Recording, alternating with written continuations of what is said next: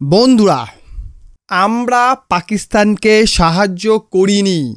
কাতর আর্জি জানিয়েছে কে? চায়না। হঠাৎ করে চায়নার আবার কি হলো যে আর্জি জানাচ্ছে ভারতকে যে না না না, আমরা পাকিস্তানকে কোনো রকম সাহায্য করিনি? কেন বলছে? সম্প্রতি ভারতীয় বায়ুসেনার কর্তা তিনি দাবি করেছেন ভারত একসঙ্গে তিনজনের সঙ্গে লড়ছিল, পাকিস্তান, তুর্কি এবং চায়না। কারণ এই দুজনই পাকিস্তানকে সাহায্য করছিল। এই সেনাকর্তার বয়ানের পরপরই চায়নার বিদেশ মন্ত্রকের তরফ থেকে একটা বিবৃতি এসছে। সেখানে তারা বলেছে চায়না সবসময় ভারতের সঙ্গে একটি সুসম্পর্ক চায়।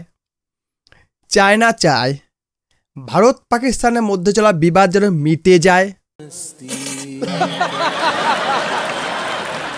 রিজনে যেন শান্তি বজায় থাকে। এটা কিছুটা ভূতের মুখে রাম নামের মতো শোনায়। কারণ চায়না সবসময় তার পড়োশীদের সঙ্গে বিভিন্ন বিবাদে জড়িয়ে থাকে। সবসময় তারা দাবি করে এটা আমার জায়গা, ওটা আমার জায়গা, সেটা আমার জায়গা, এই বলে পায়ে পা লাগিয়ে ঝগড়া করে। আবার সেই বলছে যে না না, আমরা চাই রিজনে শান্তি। কিন্তু তারা হঠাৎ করে পাকিস্তানকে সাহায্য করেনি এই কথাটা বলল কেন? তার কারণ অপারেশন সিন্দুর চলাকালীন পাকিস্তানে চায়নার যে সকল ডিফেন্স ইকুইপমেন্ট ছিল সেগুলো সব ফেল করেছে। পাকিস্তান হলো চায়নার কাছে ল্যাবরেটরি। তারা যে সকল ডিফেন্স ইকুইপমেন্ট বানায় তারা সেটা পাকিস্তানকে দেয় এবং পাকিস্তানকে বলে এটা তোমরা ভারতের এগেনস্টে ইউজ করো, দেখি আমার ইকুইপমেন্টে কতটা দম আছে। সফল হলে ভালো, নইলে অসফল হলে তো তোমরা বাস খাবে, আমার কি। এবং পাকিস্তান ভাই ভিখারি, কিছু বলার তো মুখ নাই, যা দেয় তাই নেয়, নিয়ে নিজেরাই বাস খায়।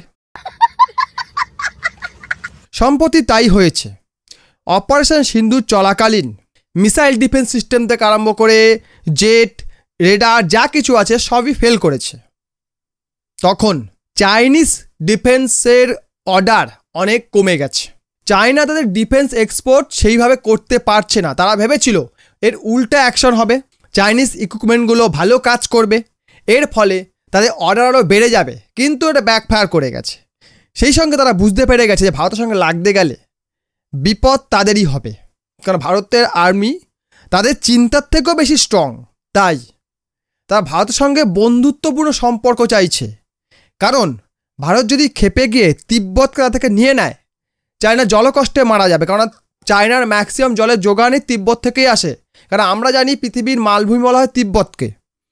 এখানে বহু গ্লেশিয়ার আছে, সেই গ্লেশিয়ার থেকে যেসব নদী নামে সেগুলো চায়নাতে জলের যোগান দেয়।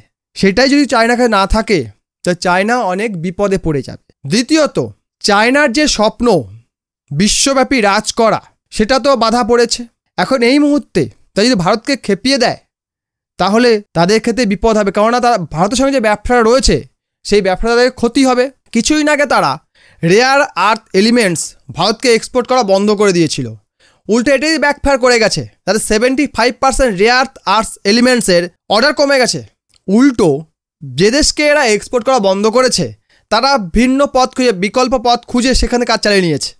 ক্ষতি নিজেদেরই হয়ে। চায়না ভেবেছিল আমাদের ছাড়া বিশ্ব চলতে পারবে না, কিন্তু এটা ভুলে গেছে কারোর জন্য কেউ বসে থাকে না। আর আজকে চায়না যে বলছে আমরা পাকিস্তানকে সাহায্য করি, তার একটাই উদ্দেশ্য ভারতকে সমীহ করা। কারণ তারা বুঝে গেছে ভারতীয় সেনা তাদের থেকে যথেষ্ট শক্তিশালী, তাদের সঙ্গে সমান সমান টক্কর হবে এবং ক্ষতি উভয়েরই হবে। শুধু ভারতের একার হবে না, তাদেরও হবে। তাই তারা ভারতের সঙ্গে বন্ধুত্বপূর্ণ সম্পর্ক চায়, মুখে, বাস্তবে নয়। ভিডিও ভালো লাইক করবেন, কমেন্ট করবেন, শেয়ার করবেন, চ্যানেলটা সাবস্ক্রাইব করবেন। ভিডিও দেখার জন্য অসংখ্য ধন্যবাদ।